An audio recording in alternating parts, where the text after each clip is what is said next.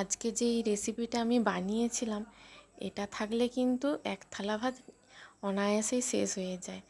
এটা থাকলে আর কোনো কিছুরই কিন্তু দরকার পড়ে না। আজকে আমি বানিয়েছিলাম, দেখে আপনারা নিশ্চয়ই বুঝতে পারছেন কি বানিয়েছি, ভেটকি মাছের পাতুরি। আমি এখানে 3 পিস ভেটকি মাছ নিয়েছি, আর আমার মেয়ের মাছটা আমি ভাজা করে নেব, কারণ ও তো লঙ্কা খেতে পারে না। আমি কিছুটা লঙ্কা বেটে দেব, তাই ওর জন্য আমি মাছটা ভাজা করে নেব। আমি এখানে 3 পিস ভেটকি মাছ নিয়েছি, তার মধ্যে দিয়ে দিচ্ছি অল্প পরিমাণে গ্রেট করা আদা, আর দিয়ে দিচ্ছি 1 চামচ মতো লেবুর রস, দিয়ে এটা ম্যারিনেট করে রেখে দেবো 15 মিনিট মতো। এটা নুনটা আগে থেকে মাখানো ছিল, তাই আমি আর নুনটা দিলাম না। খুবই সহজ পদ্ধতিতে করে দেখাচ্ছি, যে কেউ যাতে সহজেই বানাতে পারে, তাই জন্য আমি খুবই সহজ পদ্ধতিতে করে দেখাচ্ছি। আপনারা এইভাবে বাড়িতে একবার হলেও করে দেখবেন, এর স্বাদ কিন্তু খুবই ভালো হয়। তার জন্য নিয়েছি 1 চামচ মতো সাদা সর্ষে, 1 চামচ মানে পুরো ভর্তি করে দেইনি, একটু ফাঁকাই ছিল। আর 1 চামচ দিয়েছি কালো সর্ষে। কালো সর্ষের পরিমাণটা সাদা সর্ষের থেকে একটু বেশি দিতে হবে, কারণ কালো সর্ষেতে একটা ঝাঁঝালো ফ্লেভার থাকে। আর দিয়েছি 1/2 চামচ মতো পোস্ত। পোস্তর পরিমাণটা আপনারা বাড়িয়ে কমিয়ে নিতে পারেন। আর এদিকে সর্ষের পরিমাণটাও আপনাদের মাছ অনুযায়ী, আপনারা যত পিস মাছ নেবেন সেই অনুযায়ী বাড়িয়ে কমিয়ে নেবেন। আর নিয়েছি 3টে কাজু বাদাম। এটা কিছুক্ষণ ভিজিয়ে রাখবো 10 মিনিট মতো, তারপর আমি এটা শিলনোড়াতে বেটে নেব। আপনারা চাইলে মিক্সিও ব্যবহার করতে পারেন, মিক্সিতেও এটা বাটলে ভালো হয়। 2টো কাঁচা লঙ্কা এর সাথে বেটে দিচ্ছি, আর দিয়েছি অল্প পরিমাণে 1/2 টিস্পুন মতো হলুদ গুঁড়ো।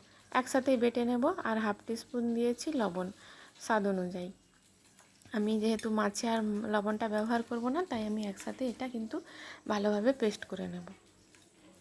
মেখে নিলাম সব কটা উপকরণ, তারপর আমি ভালো করে শিলনোড়াতে পেস্ট করে নেব।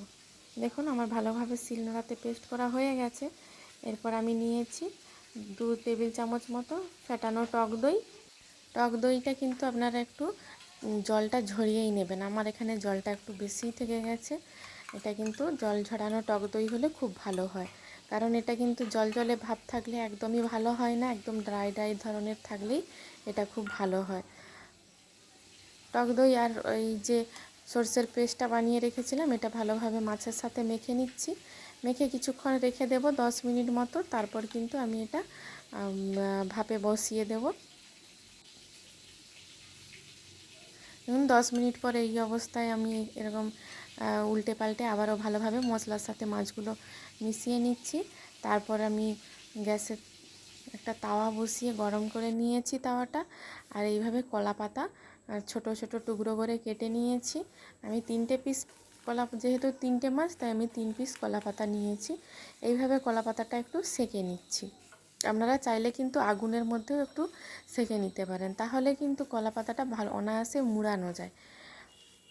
আর না হলে কিন্তু ফেটে যেতে পারে না কলা পাতাটাকে সেঁকে নিলে। এভাবে উল্টে পাল্টে একটু ভালো করে, খুব বেশি সেঁকার দরকার নেই, একটু উল্টে পাল্টে সেঁকে নিলেই হবে, রেডি হয়ে যাবে। আবার একটা আমার সেঁকা হয়ে গেছে, আবারও আমি একটা দিয়ে ভালো মতো একটু সেঁকে নিচ্ছি। তারপরে আমি কিন্তু এটা গোটা নিয়েছি, কাটিনি, সেঁকার পরে তারপর অর্ধেক অর্ধেক করে কেটে নেব। কলা পাতাগুলো আমার ভালো করে সেঁকা হয়ে গেছে। এর মধ্যে একটা করে মাছের পিস দিয়ে দেব, মিডিল সাইডে দিতে হবে। আর একটু কিছুটা মশলা দিয়ে দিতে হবে মাছের সাথে। আর দিয়ে দেব একটা চিরা কাঁচা লঙ্কা।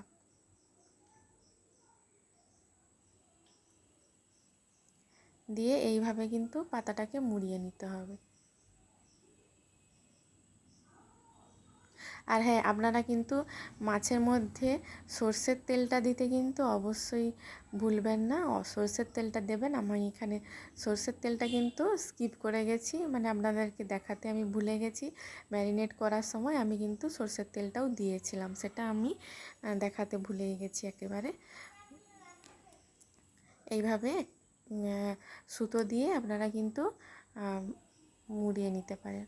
আমি যেইভাবে মুড়লাম এইভাবে কিন্তু কলা পাতাটা মুড়বেন, তাহলে কিন্তু একদমই খুলে যাওয়ার চান্স থাকে না। খুবই সহজ পদ্ধতিতে করে দেখাচ্ছি, যাতে অনায়াসে সবাই করে নিতে পারে। এইভাবে আমি একটাই বাঁধলাম, কিন্তু আপনারা চাইলে কিন্তু আরও সুতো দিয়ে মানে পাক দিয়ে আরও কিন্তু বেঁধে নিতে পারেন। এইভাবে একটা পাশ মুড়ে গিয়ে আবার একটা দিক এইভাবে মুড়ে দিতে হবে। তারপরে যেইভাবে ঠিক করছি এইভাবে আপনারা করে নেবেন। এইভাবে করলে খুবই ভালোভাবে করা যায়। দুটো আমার হয়ে গেছে, এইভাবে আরও একটা আমি করে নিলাম। তিনটেই আমার হয়ে গেছে। আর যেই কড়াইতে আমি যেই তাওয়াতে আমি ওই কলা পাতাগুলো সেঁকেছিলাম, ওই কড়াইতে অল্প পরিমাণে একটু তেল দিয়ে দিচ্ছি। সরষের তেল দিয়েছি, আপনারা চাইলে সাদা তেলও দিতে পারেন। সরষের তেলটা ভালো মতো গরম হয়ে গেছে। এরপর আমি এগুলো কলা পাতাগুলো এক এক করে বসিয়ে এগুলো ঢাকা দিয়ে কিন্তু আমি উল্টে পাল্টে প্রায় 15-20 মিনিট মতো এগুলো হালকা আঁচে এদিক ওদিক করে ভেজে নেব। আপনারা চাইলে কিন্তু এটা ভাপেও সেদ্ধ করে নিতে পারেন, স্টিমে। একটা দিক আমার হয়ে গেছে, আমি উল্টে দিয়েছি। আরেকটা দিক এইভাবে আমি আরও 10 মিনিট মতো ঢাকা দিয়ে রেখে দেবো। এইভাবে 15-20 মিনিট ঢাকা দিয়ে দিয়ে করলেই কিন্তু কলা পাতার কালারটা যখন এইভাবে চলে আসবে, তখন বুঝে নিতে হবে যে একেবারে কিন্তু মাছটা রেডি হয়ে গেছে। তখন এই সময় গ্যাসের ফ্লেমটা দেখুন, একটা দিক কিন্তু একেবারে ভালো করে ভাজা ভাজা হয়ে গেছে। এই সময় একটু উল্টে দিয়ে আর একটু ঢাকা দিয়ে দেবো। তারপরে 2 মিনিট পর কিন্তু আমি এটা নামিয়ে নেব, একেবারে রেডি হয়ে যাবে। আমার পাতুরিগুলো একেবারে রেডি হয়ে গেছে। দেখুন কলা পাতাটাও কিন্তু খুললো না, আর কিন্তু আমার যে সুতোটা বেঁধেছিলাম সুতোটাও কিন্তু একেবারে খুলেনি। আমি তিনটাই তুলে নিয়েছি। এইবার আমি একটা খুলে দেখাচ্ছি কেমন হয়েছে। দেখুন পাতুরিটা ঠিক কেমন হয়েছে, একেবারে কিন্তু ড্রাই ড্রাই থেকে গেছে, কোনো রকম কিন্তু জল থাকেনি। দেখুন কতটা দেখতে সুন্দর হয়েছে। এইভাবে যদি আপনারা বাড়িতে বানান, গরম ভাতের সঙ্গে কিন্তু আর কোনো কিছু লাগবে না। আমার এই রেসিপিটা যদি আপনাদের ভালো লেগে থাকে, প্লিজ আমার চ্যানেলটি ইউটিউব থেকে দেখলে সাবস্ক্রাইব করে নেবেন, ফেসবুক পেজ থেকে দেখলে ফলো করার অনুরোধ।